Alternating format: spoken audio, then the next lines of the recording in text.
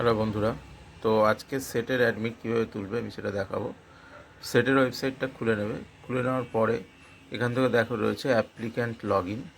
এখানে গিয়ে তোমরা যে ফর্মে যে ইউজার আইডি আছে সেই ইউজার আইডিটা দেবে, তারপর নিচে পাসওয়ার্ড দেবে। তো এই ক্ষেত্রে বলি, ইউজার আইডিটা তোমাদের ফর্মে আছে, কিন্তু পাসওয়ার্ড যখন অ্যাপ্লিকেশন করার সময় তখন অনেকে ছিল না বা সেভ করে রাখোনি।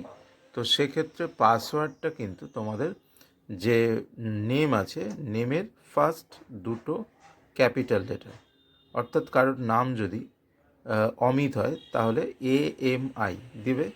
দেওয়ার পরে তোমরা কি করবে, ডেট অফ বার্থটা পুরো লিখে দেবে। মানে ধরো যদি 18/7/1990 হয়, তাহলে 18/07/1990, ঠিক আছে? এইভাবে দেবে।